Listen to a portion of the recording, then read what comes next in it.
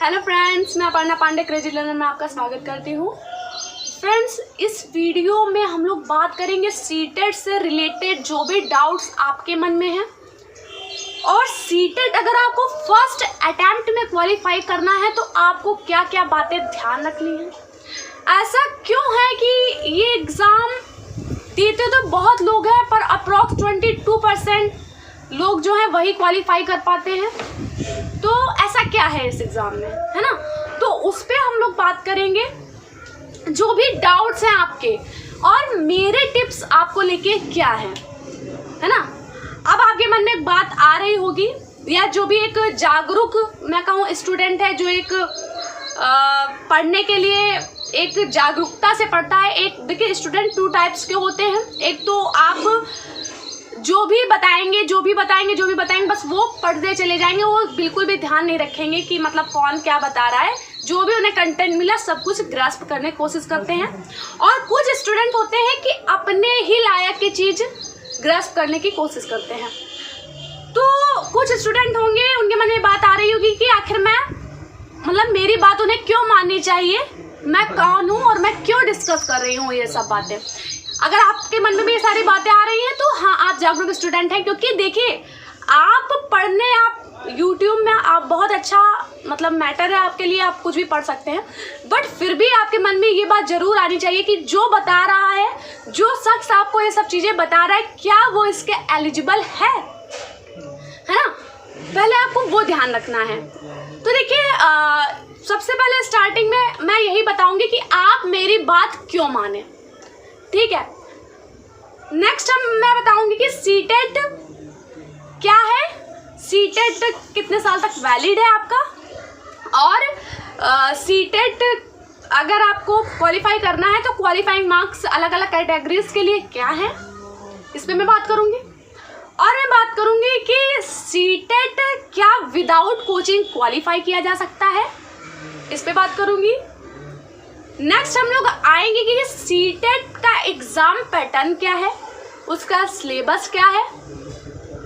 और फिर मैं बात करूंगी कि आपको सिलेबस में किस पार्ट में एक्चुअली में सिलेबस क्या है ना, एक्चुअल में सिलेबस क्या है। क्योंकि आप देखिए, साइट जाइए आप setet.nic.in, आप सरकारी रिजल्ट पे भी देख सकते हैं। सीटेट का पूरा लंबा चौड़ा सिलेबस पड़ा हुआ है, आप उसको देख सकते हैं, उसको आप समझ सकते हैं सिलेबस क्या है। बट रियल में सिलेबस क्या है, उसकी बात मैं यहाँ पर आपके सामने करूँगी कि रियल में सिलेबस है क्या, है ना। तो ये आपको बात मैं बताऊँगी। फिर आपको क्या बातें ध्यान रखनी है, या फिर लोगों से क्या गलतियां हो जाती हैं जो सीटेट इतने कम लोग ही क्वालिफाई क्यों कर पाते। क्या ये एग्ज़ाम बहुत टफ है, या फिर कुछ और ही बात है जिस वजह से लोग इसको क्वालिफाई नहीं कर पा रहे हैं, ऐसा क्या है, ठीक है। इसके बाद जो हमारा नेक्स्ट स्टेप आएगा वो बहुत इंपॉर्टेंट होगा। वो ये होगा कि मैं आपकी किस तरह हेल्प कर सकती हूँ, है ना, इस एग्ज़ाम को लेके। और आप अगर मेरे चैनल को फॉलो करते हैं तो आपको क्या क्या बेनिफिट्स हैं, ठीक है। तो ये सब बातें हो गई, इन सब की हम लोग आज चर्चा करेंगे इसमें। आज के इस वीडियो में आप शुरुआत से लास्ट तक देखिएगा, आपके जितने भी डाउट्स सीटेट को रिलेटेड होंगे वो भी क्लियर होंगे, और एक प्रॉपर आपका माइंडसेट बनेगा कि आपको क्या करना है, क्या नहीं करना है, ठीक है। मैं सबकी चर्चा करूंगी, बस आप इस वीडियो को लास्ट तक देखिए। चलिए, फर्स्ट जो हमारा आता है कि आप मेरी बात क्यों माने, है ना। अच्छी बात है, क्योंकि अगर आप ये सोचते हैं तो आप बहुत जागरूक स्टूडेंट हैं। तो आप मेरी बात क्यों माने। देखिए, मैं बताना चाहूँगी अपने बारे में कि मैंने जो सीटेट है वो क्वालिफाई किया हुआ है, और फर्स्ट अटैम्प्ट में ही क्वालिफाई किया था, और मेरे जो मार्क्स थे 125 प्लस थे। और सही बताऊँ, मैंने क्वालिफाई कर लिया, मुझको ऐसा भी लगा कि ये कुछ भी बड़ी बात नहीं है, नॉर्मल है, मैं आराम से आ सकते हैं, कोई बड़ी बात नहीं है। लेकिन मैं जब लोगों को देखती हूँ तो उनके लिए थोड़ी सी बड़ी बात हो जाती है। और तो मुझे लगा कि इसमें कुछ भी नहीं है, बात सिर्फ इतनी है कि कोई भी कर सकता है। मैं सही बता रही हूँ, आपको बहुत ज़्यादा एफर्ट की ज़रूरत नहीं है। आप एक बस प्रॉपर स्ट्रेटेजी, आपको प्रॉपर सिलेबस पता हो, और एक प्रॉपर माइंडसेट आपका डेवलप हो जाए, मैं गारंटी लेती हूँ मतलब कुछ भी परेशान होने की जरूरत नहीं। मैं खुद जानती हूँ मैंने कैसे इतनी ईजिली क्वालिफाई किया है। मैं सही बता रही हूँ, बहुत ईजी है, बहुत ईजी है। गलती सिर्फ इतनी हो जाती है कि आपको सही गाइड करने वाला नहीं होता कोई, और आप सही से एनालिसिस एग्जाम की नहीं कर पाते हैं। गलती सिर्फ इतनी है, और बाकी आप पढ़ते बहुत हैं। कई लोग मैंने देखा कि वो बहुत पढ़ते हैं, बहुत पढ़ते हैं, बहुत पढ़ते हैं, है ना, बहुत पढ़ते हैं, मतलब कि पूरी पूरी किताब उन्हें याद होती है, लेकिन उसके बाद भी उनका सीटेट क्वालिफाई नहीं होता है, और अगर होता भी है तो 91, 92 मार्क्स, है ना। ये तो मैं आप समझ गए कि आपको मेरी बात क्यों माननी चाहिए, क्योंकि वही चीज़ मैंने फेस की हुई है, और मैं मतलब बिल्कुल गारंटी के साथ कह सकती हूँ कि मेरी जो स्ट्रेटेजीज है, मेरी जो थिंकिंग मैं जो आपकी डेवलप कर सकती हूँ, वो आपके लिए बहुत बहुत ज़्यादा हेल्पफुल होगी, है ना। इसलिए आपको मेरी बात माननी चाहिए, क्योंकि मैंने खुद सीटेट क्वालिफाई किया हुआ है। फर्स्ट अटैम्प्ट में क्वालिफाई किया था, 125 प्लस मार्क्स थे हमारे, ठीक है। चलिए ये बात हो गई। मैंने टेट भी क्वालिफाई किया हुआ है, उसमें मेरे मार्क्स 120 प्लस है। तो अब आपको यकीन हो गया होगा कि मेरी बात आपको क्यों माननी चाहिए। चलिए अब हम लोग नेक्स्ट आते हैं हमारा कि सीटेट क्या है। आपको पता है कि आप कोई भी टीचिंग एग्जाम अगर आप देना चाहते हैं तो आपको सीटेट क्वालिफाई करना होगा। देखिए ये क्वालिफाइंग मार्क्स है, इससे ये श्योर नहीं होता कि आपको जॉब मिल गई है, बल्कि अगर कोई वैकेंसी आती है तो आप एप्लीकेबल हो जाते हैं अगर आपका सीटेट क्वालिफाई है। सेंट्रल टीचर एलिजिबिलिटी टेस्ट, है ना। अब इसमें हम लोग बात करेंगे कि अगर आपको ये क्वालिफाई करना है, अगर आप सीटेट देने जा रहे हैं तो आपको कितने मार्क्स की नीड है। तो देखिए अगर मैं बात करूँ तो सिर्फ 90 मार्क्स।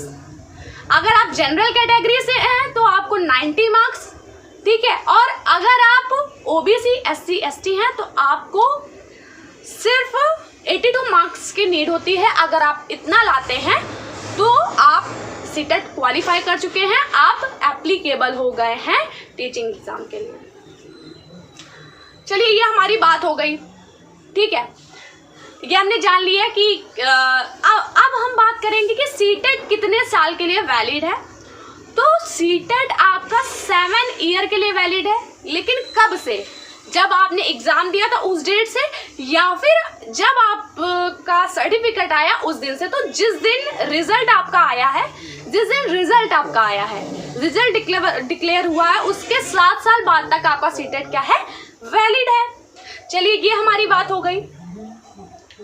अब हम लोग बात करेंगे कि सीटेट जो है, सीटेट एग्जाम जो है, इसका सिलेबस क्या है, इसकी बुक्स क्या है। और एक और क्वेश्चन लीव हो रहा था हमारा कि जो सीटेट है ये क्या आप विदाउट कोचिंग क्वालिफाई कर सकते हैं। तो देखिए मैंने भी विदाउट कोचिंग ही क्वालिफाई किया है, और मैं आपको बता दूं ये मेरा अपीयरिंग था, है ना। मैं अपीयरिंग में हूँ DLED में, और अपीयरिंग में ही मैंने प्रिपरेशन की थी। अब तो आप समझ सकते हैं कि अपीयरिंग में हूँ, और वो भी मैं गवर्नमेंट कॉलेज से हूँ, डाइट से। तो फिर ये भी होता है डाइट में, मतलब आप देखते हैं कि कई सारे कॉलेज ऐसे होते हैं जिनमें बहुत सारा वर्क भी मिलता है। तो ऐसे ही मेरा भी कॉलेज था, उसके बाद भी मैं इतनी ईजिली कर पाई। तो आप खुद समझिए जो आपके मन में जो फोबिया बना हुआ है ना सीटेट को लेके, उसको आप बिल्कुल हटा दीजिए। आप कर सकते हो, मैं बता रही हूँ आप कर सकते हो, और आप मेरे से भी ज़्यादा मार्क्स ला सकते हो। अब बात ये आती है कि क्या मार्क्स यहाँ पर अगर कोई रोल प्ले नहीं कर रहा है तो आप मार्क्स क्यों कह रही हो, है ना। तो देखिए मैं ये डाउट आपका क्लियर करती हूँ। मुझे ये लगता है कि लोग सबसे कम अचीव करने में क्यों लगे रहते हैं, है ना। अगर 90 मार्क्स है तो वो 90 मार्क्स ही टारगेट बना के क्यों चलते हैं। जब वो एग्जाम आप 120 प्लस ला सकते हो तो आप 90 पे फोकस क्यों किए हुए भाई। मेरा क्वेश्चन ये है कि अगर आप ज़्यादा ले आते हो तो क्या मतलब आपको खाना नहीं हजम होगा, क्या है ऐसा। और आप ला सकते हो, ऐसा नहीं कि आप ला नहीं सकते हो, ला सकते हो, बट आपको थोड़ी सी नीड है एक प्रॉपर स्ट्रेटेजी की, आपको थोड़ी गाइडेंस की। तो ये बात हो गई हमारी। तो मैं बुक्स और सिलेबस की बात कर रही थी, है ना।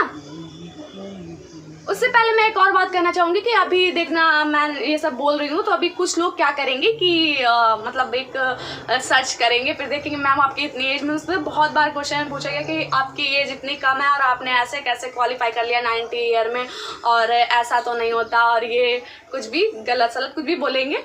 तो मैं आपको बता दूँ कैसे नहीं हो सकता है, मतलब आप खुद सोचिए कैसे नहीं हो सकता है। ठीक है, बिल्कुल हो सकता है। 2013 में मैंने क्या किया था, 10th किया था अपना, ठीक है, और 15 में मैंने क्या किया था, 12th किया था, 18 में मेरा ग्रेजुएशन हुआ, और 18 to 20 बैच है मेरा BTC वाला, मैंने अपेयरिंग में दिया है। ठीक है, तो आप ये मत सोचिएगा, आप अगर सर्च करिएगा तो आप ये मत, क्योंकि ये क्वेश्चन बहुत बार आया, मैं बहुत ज़्यादा इससे हेजिटेट, मतलब एक बहुत ज़्यादा अंदर से मेरा माइंड बहुत बेकार हो गया था, मतलब मैं सोच रही थी मतलब ऐसा कैसे लोग कह सकते हैं, तो इसलिए मैंने आपको ये डिस्कस कर दिया। तो चलिए अब हम लोग बात करते हैं सीटेट एग्जाम पैटर्न की। जैसा कि आप कोई भी एग्जाम देने जा रहे हैं, सिर्फ सीटेट की मैं बात नहीं कर रही हूँ, आप कोई भी एग्जाम दे रहे हैं तो आपको पैटर्न, पहली बात होती है कि आपको पैटर्न पता होना चाहिए। तो सीटेट एग्जाम पैटर्न में मैं पेपर 1 की पहले बात करूंगी।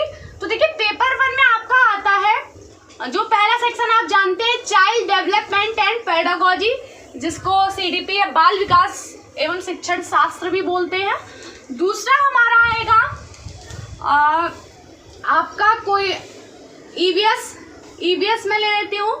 थर्ड EVS का मतलब इन्वायरमेंटल स्टडीज, मतलब पर्यावरणीय अध्ययन जो आपका है वो। और आपका आता है मैथ आती है आपकी, ठीक है।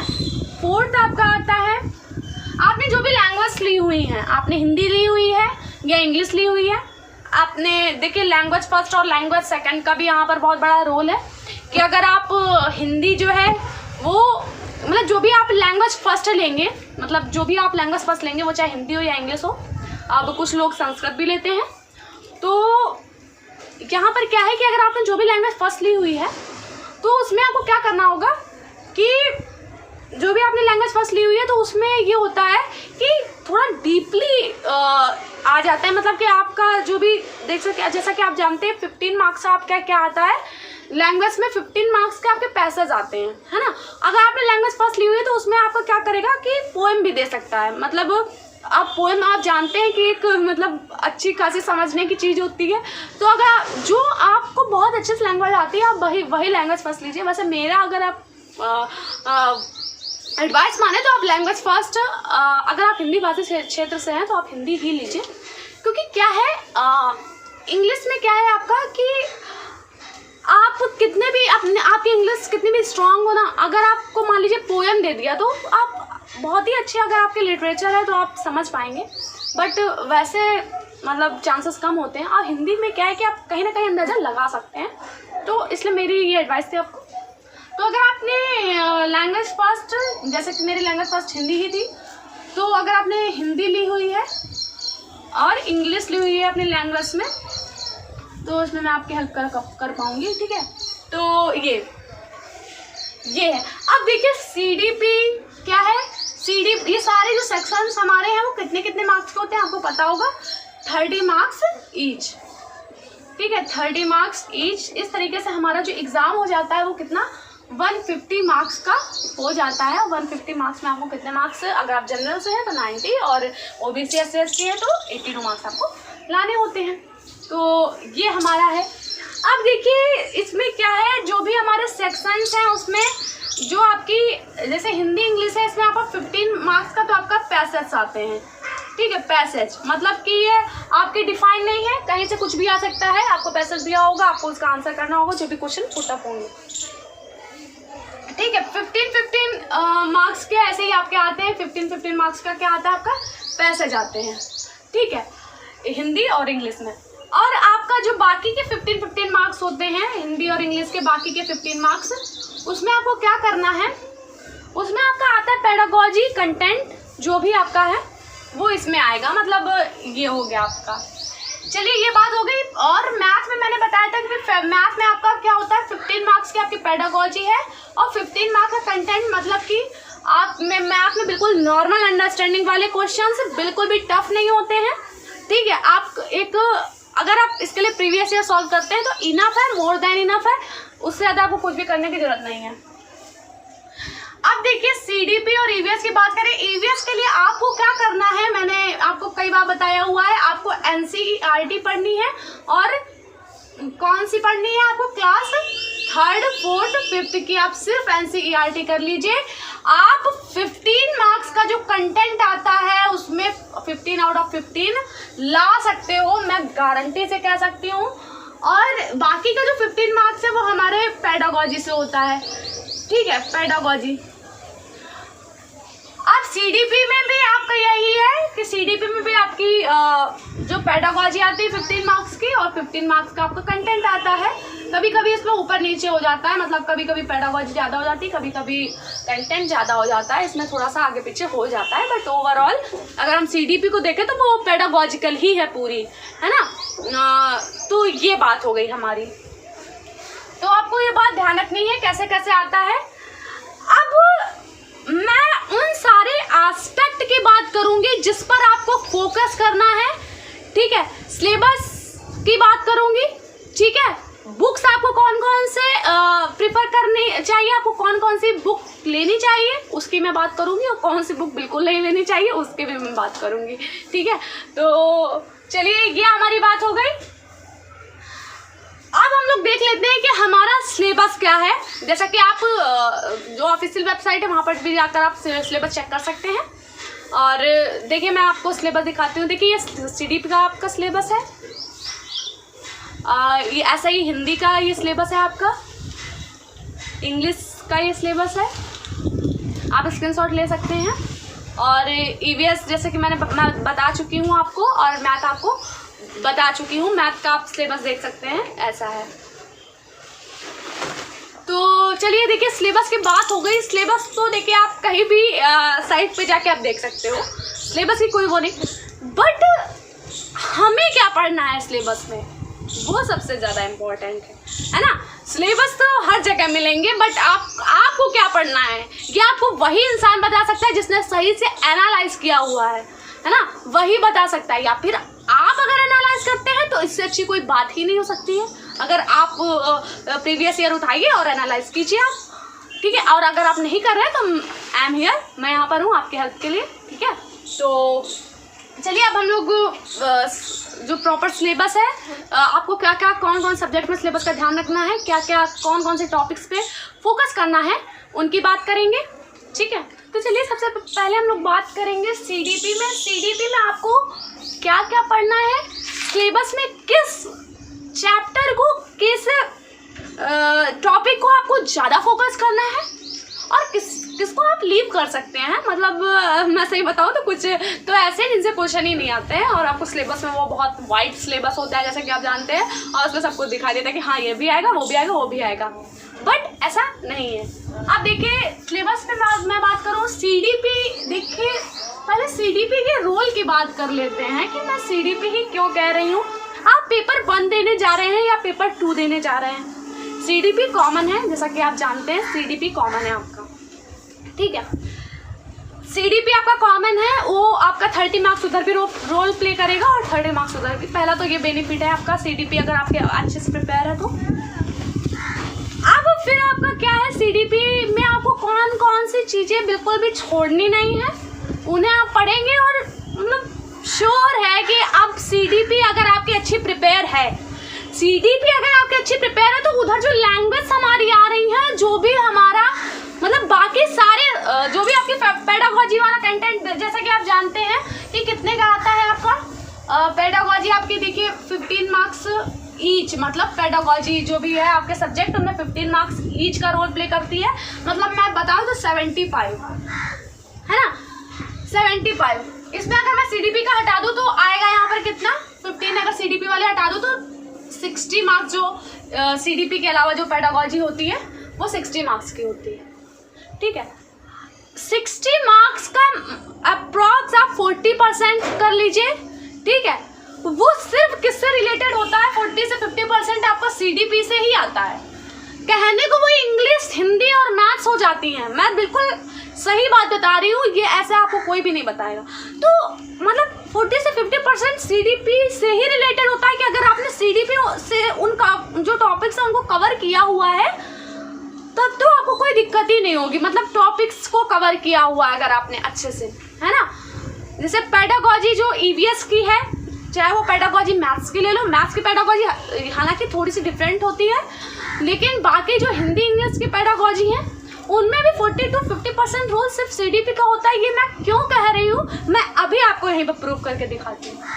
ठीक है, सीडीपी में जो मैंने बताया कि जो मोस्ट इम्पॉर्टेंट चैप्टर्स हैं उनको आपको लेके चलना है। ठीक है,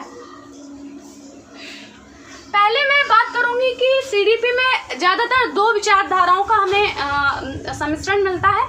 वो क्या है आपकी, एक तो संज्ञानवादी है जिसमें पियाजे आते हैं, वाइगॉस्की आते हैं, है ना, ये सब आते हैं, और जो दूसरी है व्यवहारवादी, उसमें स्किनर, पावलोव ये सब आते हैं, थॉर्नडाइक आते हैं।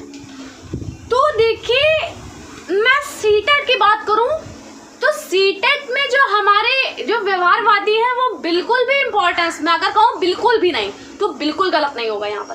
मतलब आपको जो लर्निंग वाले चैप्टर्स मिलते हैं, ठीक है, जो आपको लर्निंग से रिलेटेड जो चैप्टर कौन से मिलते हैं, लर्निंग में जो भी थ्योरीज हैं हमारी, थॉर्नडाइक, पावलोव, स्किनर, ठीक है, मतलब ये आपको बिल्कुल भी लर्निंग को हिंदी में अधिगम बोलते हैं। तो इसमें आपको ये जितनी भी इसके थ्योरीज लर्निंग की दी हुई हैं उन पे आपको फोकस नहीं करना है। अगर आप सीटेट देने जा रहे हो आप इसको लीव कर सकते हो, मैं सही बता रही हूँ। आप पिछले सालों के आप देखिएगा पेपर उठा के, तो जो भी ये अधिगम से रिलेटेड जो भी ये सिद्धांत हैं, जो भी थ्योरीज वगैरह हैं, जो थॉर्नडाइक, स्किनर, पावलोव, ये सब आप सिलेबस उठा के देखेंगे तो उसमें ये सब मिलेगा। बट इससे क्वेश्चन सही बताऊँ तो नहीं पूछे जा रहे हैं। ठीक है, पूछे जा क्या नहीं रहे, मतलब पूछे ही नहीं जाते हैं। ठीक है, अब ध्यान रख सकते हैं, किस लिए ध्यान रख सकते हैं, क्योंकि जो अदर टेस्ट हैं, मैंने सारे टेस्ट, मैं सही बताऊँ तो मैंने सारे टेस्ट अभी एनालाइज नहीं किए हुए हैं, लेकिन मैंने यूपी टेट दिया हुआ था, मैंने एमपी टेट भी देखा हुआ है। तो मैं बताऊँ कि एमपी टेट का जो सिलेबस है वो थोड़ा सा सीटेट के हिसाब से ही है, उसमें क्वेश्चन थोड़ा सीटेट के हिसाब से ही पुटअप होते हैं। तो वहाँ पर भी जो हमारी संज्ञानवादी विचारधारा जो पियाजे, वाइगॉस्की है वो ज़्यादा इंपॉर्टेंस रखते हैं। लेकिन अगर आप यूपी टेट की बात करें तो यहाँ बिल्कुल रिवर्स हो जाता है। यूपी टेट में आपका क्या है, लर्निंग वाले चैप्टर्स जो हैं और जो व्यवहारवादी हमारे बिहेवियरिस्ट है उनकी थ्योरी को ज़्यादा इंपॉर्टेंस मिलती है, इनकी भी मिलती है पर इनको ज़्यादा मिलती है। तो ये आपको ये सब कैसे पता चलेगा, आपको तब पता चलेगा जब आपको या तो कोई प्रॉपर गाइडेंस दे रहा हो या फिर आप क्या करेंगे, एनालाइज करेंगे। अब पहले हम लोग सीडीपी के चैप्टर्स की बात कर रहे थे, तो पहला जो हमारा है वृद्धि एवं विकास, मतलब ग्रोथ एंड डेवलपमेंट। ठीक है, ग्रोथ एंड डेवलपमेंट, ठीक है, ग्रोथ एंड डेवलपमेंट हो गया। और कौन कौन से आपके चैप्टर हैं, थ्योरीज हैं, पियाजे, वाइगॉत्स्की और कोलबर्ग, ठीक है, पियाजे, वाइगॉत्स्की, कोलबर्ग। इसमें चाइल्ड सेंटर्ड और प्रोग्रेसिव, ठीक है, प्रोग्रेसिव एजुकेशन, एक ये हमारा, ठीक है, ये हमारा था सीसीई और या फिर आप असेसमेंट, ठीक है, असेसमेंट या इवैल्यूएशन, ये जो चैप्टर है, मतलब अगर मैं हिंदी में बात करूँ तो मतलब होता है मूल्यांकन। जो चैप्टर है हमारा सतत एवं व्यापक मूल्यांकन से रिलेटेड जो भी क्वेश्चंस हैं वो हो गए हमारे, वो इसमें इम्पोर्टेंस रखते हैं। ठीक है, और क्या हमारे चैप्टर्स हो गए, जो इंडिविजुअल डिफरेंसेस हैं, जेंडर है, ये भी सब ठीक है, ये भी चैप्टर भी ठीक है। Gender as a social construct एक चैप्टर है, उसमें कुछ भी आपको पढ़ना नहीं होता, बस एक आपकी सोच जो है वो डेवलप की जाती है। इंक्लूसिव एजुकेशन, ठीक है, और जो भी इंक्लूसिव एजुकेशन के अंतर्गत जो भी स्पेशल चाइल्ड की बात होती है हमारी, ठीक है, ये हो गया हमारा। और जैसा कि ये सब बहुत छोटे छोटे चैप्टर हैं, आपको कोई ध्यान नहीं रखना है। जेंडर हो गया, सोशलाइजेशन हो गया, ठीक है, और आपका कॉग्निशन है, आपका मोटिवेशन है, ये सब कॉग्निशन, मोटिवेशन, लर्निंग और लर्निंग डिसेबिलिटीज। ठीक है, ये हो गए। आपके पास सिलेबस पूरा होगा, पर मैं बताऊं तो आपका जो ये पार्ट है आपका, मैं बता रही हूँ कि कैसे सीडीपी की आपकी स्टडी बाकी सब में काम आएगी। आपको सीडीपी में क्यों फोकस करना है। मेरे इतने मार्क्स का जो सबसे बड़ा रीज़न था वो सिर्फ यही था कि मेरी सीडीपी बहुत अच्छी हो गई थी स्टडी करके, और आपकी भी बहुत अच्छी हो जाएगी। आप मेरे चैनल में जाइए और मेरे सीडीपी के लेक्चर्स देखिए। ठीक है, आप खुद ही जानेंगे कि मतलब आपको सीडीपी आपकी कितनी अच्छी हो गई है, आपको बाद में पता चलेगा जब आप एग्जाम दे रहे होंगे। ठीक है, थ्योरी से कौन पियाजे वाइगोत्स्की कोहलबर्ग, ये हो गया हमारा। अब देखिए child centred and progressive education, gender हमारा हो गया। ठीक है, और इंक्लूसिव एजुकेशन हो गया, असेसमेंट एंड इवेल्युएशन हो गया। ये सब टॉपिक, इन सब टॉपिक से आपके क्वेश्चन, लर्निंग डिसेबिलिटीज हो गई हमारी, इन सब टॉपिक से आपका क्वेश्चन आते हैं। किस में आते हैं? आपके लैंग्वेज में आते हैं, आपकी हिंदी इंग्लिश आपने जो भी ली हुई है, ये सब कॉमन है, इन सब से क्वेश्चन आते ही हैं। आप हिंदी इंग्लिश मतलब आप देख रहे हो कि किस तरीके से मतलब सब आपस में सब चीज़ें जुड़ी हुई हैं। तो इसलिए आपको अगर किसी सब्जेक्ट पर सबसे ज़्यादा फोकस करना है सीडीपी, आप सीडीपी को मतलब एक आप हथियार मानिए कि आप इसकी सहायता से आप जो और भी सब्जेक्ट हैं उनकी जो पेडागोजी है उसको बहुत अच्छे से सॉल्व कर सकते हैं। तो देखिए सीडीपी में हमारे ये सब चैप्टर्स बहुत ज़्यादा इंपॉर्टेंस रखते हैं। पहली बात तो आपको पियाजे वाइगोत्स्की कोहलबर्ग आपको कभी लीव नहीं करना है। आपको सीसीई का मतलब पता होना चाहिए। इसी सीसीई में हमारा एक और आ जाता है, एक और चैप्टर जो सीडीपी में हमारा छूट रहा था वो था हमारा एनसीएफ 2005। एनसीएफ 2005 भी देखिए कॉमन है, इसमें जो थिंकिंग है इसकी वो कॉमन है, लेकिन जो अलग अलग सब्जेक्ट में एनसीएफ में अलग अलग सब्जेक्ट के बारे में अलग अलग चीज़ें बताई गई हैं वो अलग है। ठीक है, तो आपका एनसीएफ हो गया, और एक रेमेडियल टीचिंग आती है, रेमेडियल टीचिंग और डायग्नोस्टिक, ये भी बहुत इंपॉर्टेंट रखती है रेमेडियल टीचिंग। तो उपचारात्मक और निदानात्मक शिक्षण में बोलते हैं इसको। तो देखिए ये सारी चीज़ें हमारी हो गई, मतलब ये सब चीज़ें कॉमन है एक तरीके से। अगर हम कुछ चैप्टर्स जैसे कॉग्निशन, मोटिवेशन, थोड़ा सा अगर मोटिवेशन हम छोड़ दें, सोशलाइजेशन छोड़ दें, मतलब कुछ ही चैप्टर अगर हम लीव करें तो बाकी सब जो है वो सारे उसमें आ जाते हैं आपकी, अब मतलब जो और भी सब्जेक्ट है उनमें आ जाते हैं। चलिए अब हम लोग रेस्ट जो हमारे सब्जेक्ट है उनकी हम लोग बात करते हैं। हिंदी इंग्लिश को मैं मिला के बताऊंगी, क्योंकि आप यकीन मानिए जो भी हिंदी पेडागोजी उसी को अगर हम लोग इंग्लिश में कन्वर्ट कर दें, मतलब उसका एक ट्रांसलेशन जो है वो अगर हम लोग इंग्लिश में कर दें तो इंग्लिश पेडागोजी बन जाएगी। तो मतलब आप देख रहे हैं चीज़ें कितनी जुड़ी हुई हैं। आप चीज़ों को ईजी वे में लेके सोचिए, कितना जुड़ी हुई हैं। आप अगर एक चीज़ प्रिपेयर कर रहे हैं तो उसके साथ दूसरे के भी कई एस्पेक्ट आपके कंप्लीट हुए जा रहे हैं। आप हिंदी प्रिपेयर कर रहे हैं, आपकी इंग्लिश भी प्रिपेयर हुई जा रही है। मतलब कितना इजी है सीटेट, आप कर सकते हो, आप बिल्कुल कर सकते हो। आप बस मेरे साथ बने रहिए। अभी मैं बात करूंगी कि मेरी स्पेशल टिप्स आपको पढ़ने को लेके क्या है, और मैं उसकी भी बात करूंगी कि आपको मेरे चैनल से, मेरे माध्यम से क्या क्या हेल्प होने वाली है। ठीक है, हिंदी और इंग्लिश मैं दोनों की बात करूंगी। ठीक है, हिंदी और इंग्लिश मैं अभी बताऊंगी कैसे। ठीक है, मतलब आप चीज़ों को क्या करके चलिए, बिल्कुल अलग करके मत चलिए। आप उसमें अपना जो अप्रोच है वो इंटीग्रिटी है ना, अप्रोच अपनाइए कि आप जो चीज़ें हैं वो इंटीग्रेशन में सोच पाएँ। देखिए मैंने जो भी सीडीपी में चैप्टर्स बताए वो तो इम्पोर्टेंस रखते ही हैं, वो तो सब में सही है। इसके अलावा जो हमारी टीचिंग की जो बेसिक चीज़ें हैं वो भी आपको आनी चाहिए। आप उसको किसी भी सेक्शन के अंतर्गत रख सकते हैं, आप सीडीपी के अंतर्गत रख सकते हैं, आप इंग्लिश लैंग्वेज, हिंदी लैंग्वेज कहीं भी रख सकते हैं, लेकिन वो आपको आनी चाहिए। वो है क्या? पहली चीज़ तो आपको शिक्षण के सूत्र जो भी होते हैं आपको पता है ना, आगमन से निगमन की ओर, ये सब जो भी सूत्र के अलावा जो भी शिक्षण के सिद्धांत हैं आपको उनको भी देखना है क्या क्या है।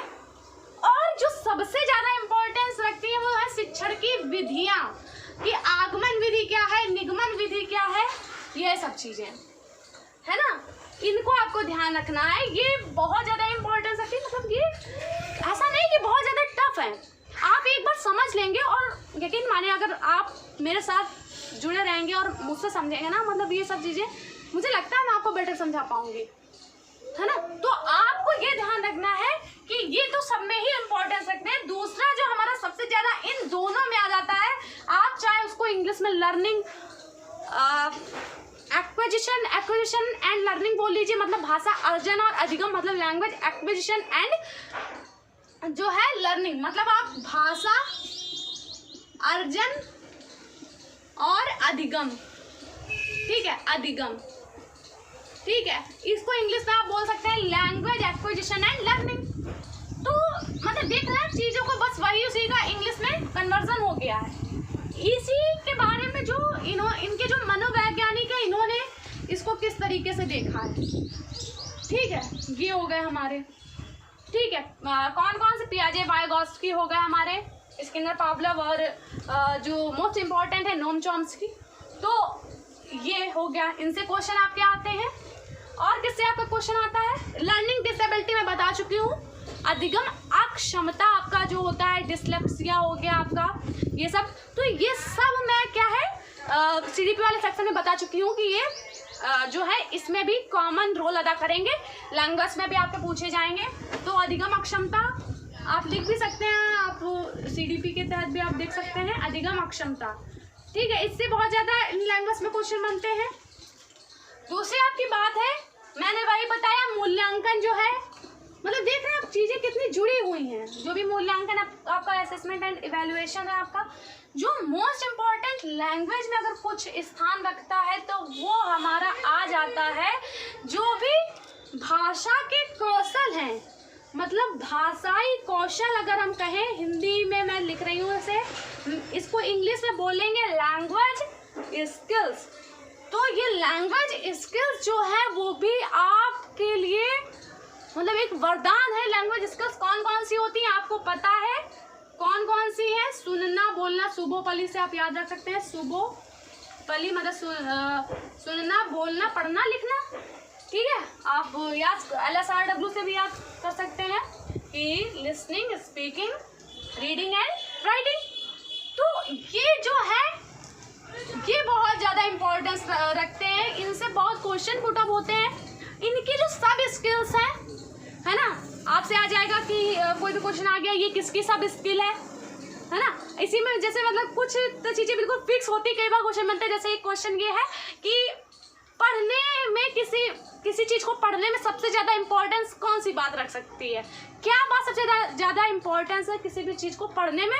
तो देखिए कुछ लोग कहेंगे पढ़ने में उसकी आवाज़ सही होनी चाहिए, कुछ भी ऐसा कुछ भी कर सकते हैं, पर पढ़ने में सबसे ज़्यादा इम्पोर्टेंस कौन सी बात रखती है, अर्थ ग्रहण, मतलब आप उसकी मीनिंग को कैसे समझ पा रहे हैं, मतलब आप अंडरस्टैंडिंग आप उस चीज़ की कैसे कर पा रहे हैं, समझ रहे हैं आप। तो सीधे मैं अगर बात करूं तो सीधे मतलब रीडिंग को किससे जोड़ दिया गया, रीडिंग को अंडरस्टैंडिंग से, मीनिंग से, है ना। तो ऐसे ही मैं कुछ आपके लिए नोट्स प्रोवाइड कराऊंगी कि जिसमें सीधे बात मतलब साफ साफ बात हो कि अगर रीडिंग है कहीं भी अगर आपका पढ़ना आ गया तो वहाँ पर अर्थ ग्रहण हो जाएगा, जो भी ऑप्शन में आपको अर्थ ग्रहण जैसा लग रहा है वो हो जाएगा। ऐसे ही मतलब जैसे लिखना है तो लिखने में सबसे ज़्यादा इम्पोर्टेंस क्या है, विचारों की अभिव्यक्ति, मतलब विचार जो भी आपको है उनको अभिव्यक्त करना। और यकीन मानिए क्वेश्चन इतनी बार आए हुए हैं, लेकिन मतलब बस लैंग्वेज चेंज हो गई है आपकी, और ऑप्शन में आपको विचारों की अभिव्यक्ति या इस तरीके से कोई आंसर कि बच्चा अपने विचारों को अभिव्यक्त कर पाए, कुछ भी उसको उल्टा सीधा कर सकता है, पर टोटल मीनिंग उसका यही होता है, ओवरऑल मीनिंग कि विचारों की अभिव्यक्ति ही, मतलब सीधे डायरेक्ट लिखो, यहाँ पर लिखेंगे आपका क्या लिखना, और लिखने में क्या आ जाएगा आपका विचारों की अभिव्यक्ति। तो मतलब ऐसे मैंने नोट्स आपके लिए बनाए हुए हैं। देखिए एक्चुअली बात यह है कि नोट्स अभी जो है उसको मैं टाइप कर रही हूँ, तो उसमें थोड़ा सा मुझे टाइम लग रहा है क्योंकि मैं थोड़ी अपनी भी स्टडी कर रही हूँ, तो इसलिए मैं सॉरी कहती हूँ आपको, बट आप बिल्कुल भी टेंशन मत लीजिए। आप 20 वीडियो देखेंगे और आप सिर्फ मेरा एक वीडियो देख लीजिएगा, सब इक्वली है, ठीक है। तो ये बात है। तो चलिए, ये भाषाई कौशल मैंने बता दिया कि हिंदी और इंग्लिश में बहुत ज़्यादा इंपॉर्टेंस रखते हैं। और इसे शिक्षण के सूत्र सिद्धांत विधियाँ जो थी वो हिंदी इंग्लिश आपको दोनों में देखना है। और इसमें जो अप्रोचेज है, इंग्लिश में खासकर मैं बात करूँ, जो अप्रोचेज हैं जो भी इंग्लिश टीचिंग की, वो बहुत ज़्यादा इंपॉर्टेंस रखती हैं।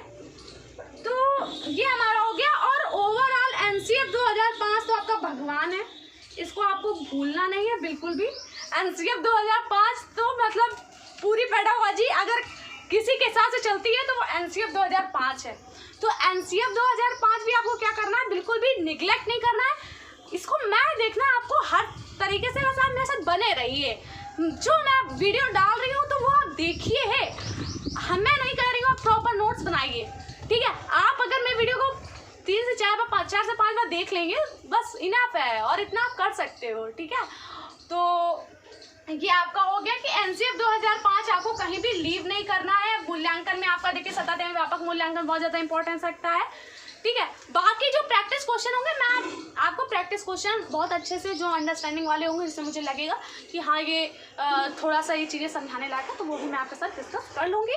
तो चलिए ये हो गया। ये सब मैं जितनी भी बात कर रही हूँ ये आपको पता होना चाहिए, सब बातें 15 मार्क्स की हैं आपकी, मतलब 15 और 15 अगर मैं बात करूँ हिंदी और इंग्लिश दोनों में 15-15 तो ओवरऑल 30 हो जाता है। लेकिन अगर आप ये सोचो कि जो 15 मार्क्स से 65 आते हैं 15-15 के, अब जैसे कुछ लोग हैं वो क्या करते हैं, वो पूरे साल ग्रामर में लगे रहते हैं। मैं पहले आपको बता रही हूँ कि आपको ग्रामर नहीं पढ़नी है, बिल्कुल नहीं पढ़नी है। अगर आपने इंग्लिश लैंग्वेज फर्स्ट लिया है तो उसमें कभी कभी वो जो ऑक्सीमोरन सिमली ये सब हैं कभी कभी आ जाते हैं, बट मैं सही बताऊं तो अगर आपने इंग्लिश लैंग्वेज सेकंड ली है तो पहली बात तो इंग्लिश में बिल्कुल भी नहीं आएंगे। कभी कभी अगर 1-2 आ जाएं तो क्या आपको इतनी भी ग्रामर नहीं आती है? 1-2 नंबर के लिए भी आपको ग्रामर नहीं आती तो बेकार है। और वैसे भी ग्रामर मतलब हमें हमेशा मेजॉरिटी पे फोकस करना चाहिए, अगर जिससे आपके मेजर मतलब ज़्यादा मार्क्स बन रहा है उस पर फोकस करना चाहिए। आप क्यों मतलब अपवाद पे क्यों जुटे रहते हैं? आपकी सबसे बड़ी गलती यही होती है, आपकी क्या जो भी मतलब एग्ज़ाम को सही से अगर ना देने का कारण वो यही होता है कि हम एग्ज़ाम को बिना एनालाइज किए सब कुछ पढ़ लेते हैं, और जो नहीं आना होता वो भी पढ़ लेते हैं। आपको कोई नहीं बताता कि ग्रामर नहीं आती, आप ग्रामर में जुटे रहते हैं, फिर बहुत ज़्यादा हर्ट होता है जब ग्रामर एग्ज़ाम में आती ही नहीं है। तो मैं आपको बताऊँ, आपको ग्रामर नहीं, आप जानते हैं कि इसमें पैसे जाएंगे तो हिंदी में तो चलिए पैसे जाएंगे आप कर लेंगे, इंग्लिश अब हिंदी में क्या होता है, हिंदी में तो चलिए पैसे जाए, आपके 2 पैसे जाएंगे हो सकता है अगर आपने लैंग्वेज फर्स्ट ली है तो। लैंग्वेज फर्स्ट जो है थोड़ा डीपली नॉलेज वाली होती है, लैंग्वेज सेकंड जो कम। और लैंग्वेज सेकंड में क्या है, आपको पूरा एक पैसेज देगा, अब पैसेज से रिलेटेड आपको एंटोनिम सिनोनिम वगैरह वगैरह पूछ लेगा। आप देखिए एंटोनिम सिनोनिम पूछ लेगा, ठीक है। थोड़ा सा कभी कभी ये भी पूछ लेता है कि ये वर्ड क्या है, एडजेक्टिव या कुछ, मतलब ऐसा कभी कभी होता है। तो मेरे ख्याल से कि आपको ग्रामर नहीं पढ़नी चाहिए, फोकस आपको इस पर ही करना चाहिए। बाकी एंटोनिम सिनोनिम देखिए कहीं से कुछ भी आ सकता है, अगर आप पूरा टाइम आप इस पे देने के बजाय आप एंटोनिम सिनोनिम वही 3-4 नंबर पीछे पढ़े रहेंगे तो आप पढ़े ही रहेंगे। हो सकता है, इसकी कोई गारंटी नहीं है, वो कैप्स का भंडार है। इंग्लिश आप डिक्शनरी लेके या फिर रोड जरटा करिए तो फिर आप हो सकता है 3-4 मार्क्स कर पाओ, ठीक है। तो मेरा कहने का मतलब कि क्यों करो, है ना, क्यों करो। जैसे मैं सही बताऊं तो कभी कभी वो कैप्स बहुत ज़्यादा टफ आ जाती हैं और फिर आप बहुत ज़्यादा टेंशन में हो जाते हो कि अब मैं क्या करूं। मेरा भी यही था कि मैंने जो है यही प्रिपरेशन की थी, और देखिए वो कैप्स बहुत ज़्यादा मुझे बिल्कुल समझ में नहीं आ रही थी, तो वो कैप्स वाला पार्ट छोड़ दिया। फिर भी क्या मेरे मार्क्स कम है? नहीं कम है ना। तो मतलब क्या है कि हमें कहाँ फोकस करना है और कहाँ बिल्कुल फोकस नहीं करना है, ये बात बहुत ज़्यादा इम्पोर्टेंस रखती है आपके लिए, बहुत ज़्यादा इम्पोर्टेंस रखती है, ठीक है।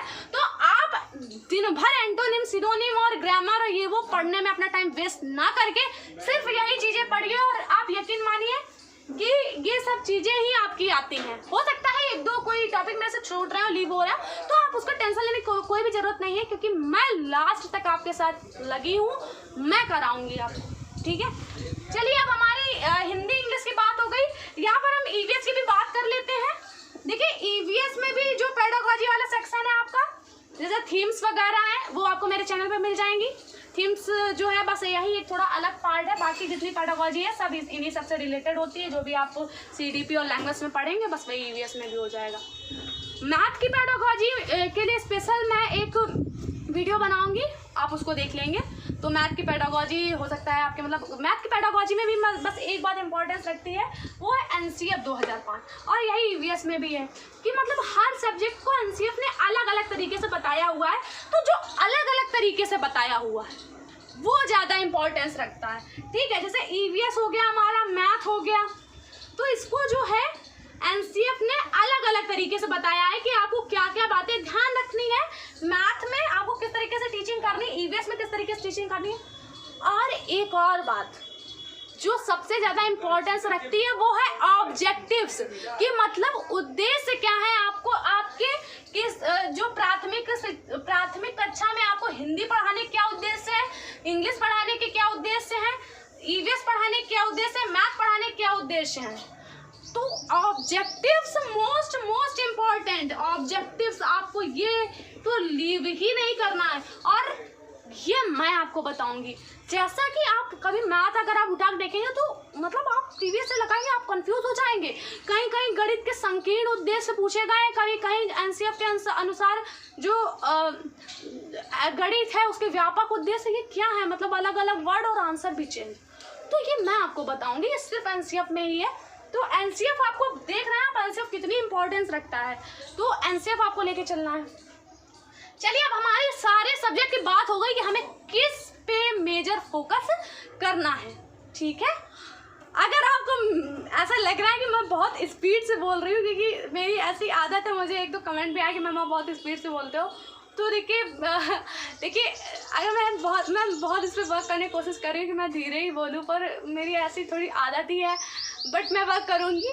लेकिन जो मेरे अगर और भी आप वीडियो देखें और ये वीडियो देख रहे हो, आपको लग रहा हो कि मैं बहुत स्पीड से बोल रही हूँ, तो आप क्या करिएगा, जो आपके देखिएगा आप राइट साइड पे आपके 3 डॉट्स बने होंगे आपके, मतलब वीडियो के ऊपर 3 डॉट्स, उन 3 डॉट्स पे आप क्लिक करेंगे तो प्लेबैक स्पीड का ऑप्शन आएगा, और उसमें आप नॉर्मल स्पीड दी हुई है या नॉर्मल से कम या नॉर्मल से ज़्यादा, तो आप उसको क्लिक करके आप मेरी स्पीड स्लो या फास्ट कर सकते हैं। अगर आपको मेरी बातें समझ में नहीं आ रही है, थोड़ा प्रॉब्लम हो रही है, I am sorry for that.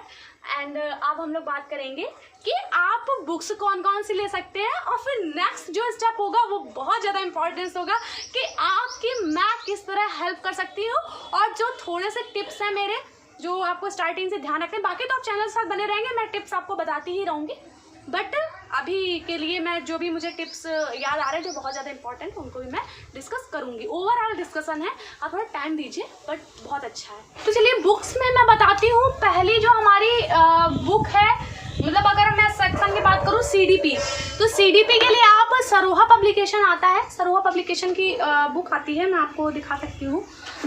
ये जो है बायलिंगुअल बुक है सरोहा पब्लिकेशन की, ये देखिए, तो इसको आप प्रेफर कर सकते हैं। ये बुक मैं अगर बात करूं, और भी जो अरिहंत और अग्रवाल एग्ज़ाम कार्ड और ये वो मुझे लगता है कि अगर सीटेट में जो सबसे ज़्यादा मतलब कम रिजल्ट आने का जो एक सबसे बड़ा कारण है ना, वो यही सब पब्लिकेशन है। सही, यही सब पब्लिकेशन है। तो आपको हर किसी फोकस नहीं कर रहा है, मैं सही बता रही हूँ। मैंने भी यही गलती की थी, मैं सब ले आई उठा के अग्रवाल एग्जाम कार्ड ये वो सब कुछ। फिर मैंने जब प्रीवियस ईयर देखा, मैंने कहा ये क्या है, मतलब मैं बहुत टेंशन में आ गई कि यार बुक में तो कुछ भी होता है और मैं तो कुछ भी सॉल्व ही नहीं कर पा रही हूँ। तो मुझे लगा कि क्या मतलब वो सीटेट इसीलिए लोग क्वालिफाई नहीं कर पाते क्योंकि सिलेबस ही कुछ नहीं है इसका, कहीं से कुछ भी आ जाता है। लेकिन ऐसा नहीं है सीटेट में, आप यूपी टेट को पहले से प्रेडिक्ट नहीं कर सकते, क्योंकि यूपी टेट में कुछ चीज़ें तो प्रेडिक्टेबल है, लेकिन अगर कुछ चीज़ें हम ले रहे हैं तो बिल्कुल भी प्रेडिक्टेबल नहीं है। लेकिन सीटेट आप बहुत अच्छे से प्रेडिक्ट कर सकते हो। और मतलब ये है कि बस आपके क्वेश्चन, जैसे कुछ लोग कहते हैं कि मतलब पेडागोजी कहीं से भी कुछ भी बना के दे देता है, अगर आपकी अंडरस्टैंडिंग अच्छी है तो क्यों नहीं आप कर पाओगे, बिल्कुल कर पाओगे। तो मेरे ख्याल से आपको सबसे ज़्यादा ध्यान है, आप कोई बुक नहीं लीजिए, कोई बुक ना लीजिए, वो अच्छा है बजाय कोई ऐसी बुक लेने जो आपका माइंड को बिल्कुल मतलब ब्रेन स्टॉर्म कर दे, बहुत ज़्यादा बेकार मतलब कर दे आपके, बिल्कुल मतलब अच्छा खासा आपकी एक्सरसाइज करवा ले माइंड की, है ना। कहीं पर कुछ आंसर है और कहीं पर कोई उसी क्वेश्चन का दूसरा आंसर दिया हुआ है, मतलब क्या है, ये लोग खेल रहे हैं बच्चों के भविष्य के साथ, है ना। तो आपको ध्यान रखना है कि आपको ऐसी कोई भी पब्लिकेशन नहीं लेना, आपको नहीं लेना, आप बुक ही मत लीजिए, मेरी बात मानिए। आप सिर्फ प्रीवियस ईयर ले लीजिए, आप बुक मत लीजिए, प्रीवियस ईयर लीजिए।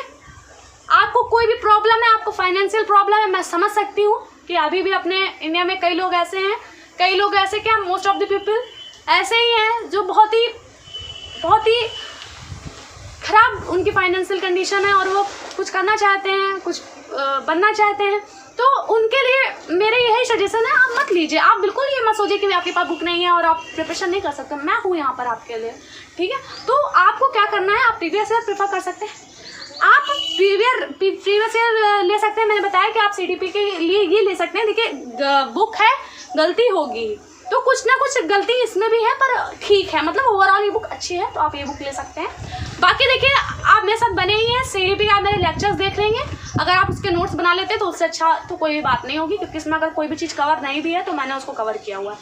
ये बात हो गई। आप लेकिन बुक अगर लेना चाहते हैं तो आप यही लीजिएगा। और नेक्स्ट मैं बात करूँ, आपको EVS के लिए क्या करना है। EVS के लिए आप मैक्रो हिल एजुकेशन की आती है, बुक आती है, वो भी NCERT बेस्ड है, आप उसको ले सकते हैं, ठीक है। आप देखिएगा मैक्रो हिल एजुकेशन की है, जो है EVS की बुक है, आप उसको ले सकते हैं। नेक्स्ट हम लोग बात करेंगे कि हिंदी और इंग्लिश के लिए आपको क्या करना है। तो हिंदी, देखिए हिंदी की सर्वा पब्लिकेशन की बुक है, ये ठीक है, बट ये ओवरऑल इंग्लिश में ही है। अगर आपकी जो है इंग्लिश बहुत ज़्यादा वीक है तो आप मतलब अगर आप नहीं पढ़ पाते हैं, नहीं समझ पाते चीज़ों को, तो आप नहीं ले सकते हैं, क्योंकि पूरी इंग्लिश में है। अगर आप थोड़ी सी अंडरस्टैंडिंग अच्छी है तभी आप समझ पाएंगे।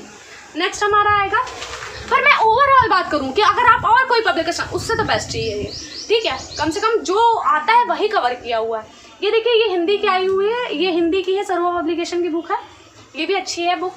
देखिए मैं यहाँ पर किसी पब्लिकेशन का प्रचार नहीं कर रही हूँ, मुझे कोई पैसे वैसे नहीं मिले, बट मेरा पर्सनल एक्सपीरियंस है, मैं सही बता रही हूँ। मैंने जितना एनालाइज किया उस हिसाब से मुझे यही लगा कि ये सब बुक अच्छी हैं। आप मैक्रो हिल एजुकेशन ले सकते हैं। और पेपर 2 में अगर मैं बात करूँ, पेपर 2 की मैंने अभी यहाँ बात नहीं की थी, FST वालों के लिए मैंने बोला था आप NCERT पढ़िए, क्लास 6, 7, 10। अगर आप NCERT नहीं पढ़ पा रहे हैं तो आप मैक्रो हिल एजुकेशन की जो आती है, एक बुक आती है SST की, आप उसको ले सकते हैं, ठीक है। तो ये सब हमारी बातें हो गई बुक्स को लेके। प्रीवियस ईयर के लिए आप कौन सी लें। देखिए मैंने हिंदी मीडियम से किया हुआ है, मैं आपको बताऊं, मैं हिंदी मीडियम मतलब मैंने एग्ज़ाम दिया हुआ था। तो अगर आप हिंदी से ही है या इंग्लिश से ही है तो आप देखिएगा, देखिए इनके हो सकता है कि इंग्लिश आते हो, आप मैक्रो हिल में देख लीजिएगा, इंग्लिश आती होगी। बाकी तो देखिए हिंदी और इंग्लिश तो आपको हिंदी में ही पढ़नी पड़ेगी और इंग्लिश में ही पढ़नी पड़ेगी। तो देखिए SST मैंने बता दिया, आप मैक्रो हिल ले सकते हैं, ठीक है। NCERT ले सकते हैं। अब देखिए अब जो लास्ट सबसे ज़्यादा इम्पोर्टेंट बात आ जाती है कि मैं आपकी क्या हेल्प कर सकती हूँ इस एग्ज़ाम में और इसके क्या क्या टिप्स हो सकते हैं। देखिए पहला टिप्स है, उनमें से पहला जो हमारा है वो बाइलिंगुअल होके चलना है, ठीक है। आप हिंदी से हो इंग्लिश से हो, आपको बाइलिंगुअल होके चलना है। क्योंकि देखिए मतलब क्या है, ऐसा तो है नहीं कि बहुत ज़्यादा चीज़ें हैं। खासकर मैं हिंदी मीडियम वालों से कहना चाहूँगी, आप CDP बाइलिंगुअल ही लेके चलिए, आप इंग्लिश में ज़रूर पढ़िए। मुझे तो लगता है कि मतलब सबसे ज़्यादा अगर कोई बात सीटेट में लोगों को फेल कराती है वो सिर्फ एक वर्ड होता है, वो होता है टर्मिनोलॉजी। टर्मिनोलॉजी का मतलब क्या है मैं आपको बताती हूँ कि आप कोई ऐसा वर्ड आपको दे दिया जाएगा, आपको एग्जाम में वर्डिंग ही नहीं समझ में आएगी, इस शब्द का मतलब क्या है। अगर आपको वो कोई बता दे तो आप तुरंत सॉल्व कर लो क्वेश्चन, पर शब्द का मतलब क्या है वो आपको अगर नहीं समझ में आ रहा है तो वही टर्मिनोलॉजी आपको अच्छी करनी है अपनी, आपके वर्ड की मीनिंग आप समझ पाएँ, आपको समझ पाएँ कि इस शब्द का क्या मतलब है। तो इसके लिए सबसे ज़्यादा ज़रूरत हो जाती है कि मैं सही बता रही हूँ कि सीटेट में तो मतलब ऐसा है कि आप इंग्लिश में कोई पेपर आ रहा है, इंग्लिश में क्वेश्चन बना हुआ है, उसमें गूगल में ट्रांसलेट कर देते हैं लोग। किसमें? गूगल से पता नहीं कहाँ से ट्रांसलेशन करते हैं और हिंदी में वो चीज़ बिल्कुल पलट जाती है और बच्चों के तो बिल्कुल समझ से बाहर हो जाती है। तो सबसे ज़्यादा बात ध्यान देने वाली जो ये है कि आपको क्या करना है, कोई भी क्वेश्चन को सिर्फ हिंदी में नहीं पढ़ना है, सिर्फ इंग्लिश में नहीं पढ़ना है, आपको दोनों में पढ़ना है। CDP में बात कर रही हूँ, बाकी तो इंग्लिश हिंदी तो आपको इंग्लिश हिंदी में ही पढ़नी होगी, बट बाकी जो EVS मैथ्स और CDP है उसकी मैं बात कर रही हूँ। आपको पहली बात ध्यान रखनी है कि आपको दोनों में बाइलिंगुअल, ठीक है। मतलब कि इसका मतलब है कि आपको हिंदी और इंग्लिश दोनों में ही आपको जो भी आपको पेपर आया हुआ उसको क्या करना है, रीड करना है, ठीक है। पहली इम्पोर्टेंट बात सबसे ज़्यादा यही है। दूसरी इम्पोर्टेंट बात हमारी मैंने बताया जो कि आपको जो भी बुक्स हैं वो सभी बुक पे रिलाय नहीं करना है, ठीक है। आप बस प्रीवियस ईयर देखिए। मेरी टिप्स सबसे ज़्यादा जो इम्पोर्टेंट है वो यही है कि आप प्रीवियस ईयर एनालाइज करें, प्रीवियस ईयर लगाएं, उसके ज़्यादा कुछ भी नहीं आता, ठीक है। दूसरी टिप ये हमारी हो गई। बाकी जो नेक्स्ट टिप्स है वो ये है हमारी, हमें बच्चों को हमेशा सेंटर में रख के चलना है, कभी भी बच्चों के खिलाफ नहीं रहना है। हमेशा रटने को आपको बेकार साबित करना है। हमेशा जो बच्चे का जो वो है उसको मतलब अच्छे से सिखाना है, कैसे कि बच्चा खुद ही इन्वॉल्व हो उस चीज़ में। जिस चीज़ में बच्चा इन्वॉल्व हो रहा हो, बच्चा पारस्परिक मतलब बातें कर रहा हो, आपस में सीख रहा हो, ठीक है, और कुछ भी एक्टिविटी कर रहा हो, तो वो सब पॉजिटिव चीज़ें होती है। इसका मैं एक सेपरेट वीडियो बनाऊंगी आपके लिए कुछ पॉजिटिव पॉइंट्स को लेके कि आपको अगर ये पॉजिटिव पॉइंट्स मिलते हैं तो वही आपके आंसर हो जाते हैं। अब मैं आपकी हेल्प किस तरह कर पाऊंगी उस पॉइंट पे आते हैं। बहुत ज़्यादा इम्पोर्टेंस रखता है ये पॉइंट। अब देखिए ये क्या है कि आपको क्या करना है कि मैं इसमें देखिए, मैं जितने भी CDP के लेक्चर करा रही हूँ, मैं क्या कर सकती हूँ आपके लिए हेल्प। जो भी CDP मैं करा रही हूँ, पहले मैं CDP की बात करूँगी। जो भी मैं लेक्चर्स करा रही हूँ आप उन लेक्चर्स को देखिए। उसके बाद मैं जो भी लेक्चर्स के बाद जो भी क्वेश्चन आंसर करवाती हूँ प्रीवियस ईयर, वो आप जरूर करिए, ठीक है। आप जानते हैं कि अभी आप कोई बुक नहीं ले सकते, लॉकडाउन चल रहा है, और बुक लेके रखने से ही क्या फ़ायदा जब आप पढ़ ना पाएँ, ठीक है। तो आप वो क्या करेंगे, CDP पे आप मेरे लेक्चर्स देखिए, आपकी कवर हो जाएगी। उसे हम क्वेश्चन आंसर मैं कराऊंगी। मैं बाकी EVS देखिए, EVS मैंने लगभग कराई दी है। एक और 2 वीडियो में वो EVS का जो कंटेंट वाला पार्ट है वो कंप्लीट हो जाएगा। एक मैं EVS की पेडागोजी से रिलेटेड एक जो है मैं वीडियो बना दूंगी। देखिए CDP हो गया, EVS, इंग्लिश, हिंदी और मैथ, मैं क्या क्या हेल्प कर सकती हूँ अब मैं उनकी बात करूँगी। तो देखिए EVS में आप क्या करेंगे, EVS में मैंने पूरा NCERT पे कंटेंट बनाया हुआ है, ठीक है, आप जाके देख सकते हैं। बाकी 1-2 वीडियो जो बचे हुए वो करा दूंगी। और मैं एक मैराथन समय बनाऊंगी जो सबकी पेडागोजी को कवर करे। एक मैराथन मतलब एक पेडागोजी, एक ही वीडियो बनाऊंगी, इसी के लिए मैं वर्क कर रही हूँ। अभी हो सकता है वो वीडियो जल्दी ना आए, लेकिन क्योंकि मैं टाइप कर रही हूँ उसमें थोड़ा टाइम लगेगा। बट आपके एक ही वीडियो में आप 20 तरीके के वीडियो आपको देखने की जरूरत नहीं है। एक मैं सब में क्या करूँगी, पेडागोजी का वीडियो बनाऊंगी, ठीक है। एक या फिर हो सकता है 1 से 2 भी हो जाए, कभी कभी अगर थोड़ा सा ज़्यादा मैटर हो गया तो 2 वीडियो भी हो सकते हैं, ठीक है। 1 या 2 वीडियो आपके पेडागोजी से रिलेटेड मैं बनाऊंगी, ठीक है। तो आपके पेडागोजी वाला सेक्शन इधर से कवर हो जाएगा जो भी 15 मार्क्स का है। बाकी जो आपका मतलब इधर तो ये तो कवर ही हो गया। और आपके मैथ की अगर मैं बात करूँ तो मैथ देखिए, मैथ में क्या है कि प्रीवियस ईयर मैंने आपको बताया हुआ है। अब प्रीवियस ईयर में कभी कभी ऐसा होता है कि कोई क्वेश्चन 1 ही 2 बार रिपीट हुआ है, तो मैंने आपको कराया तो हुआ है, आप क्लासेस में देख सकते हैं। लेकिन उसके लिए आपके लिए प्रैक्टिस क्वेश्चन प्रिपेयर करने में मुझे थोड़ा टाइम लगेगा, तो उसके लिए थोड़ा टाइम दीजिए, मैं करवा दूंगी आपको अगर अच्छा हुआ।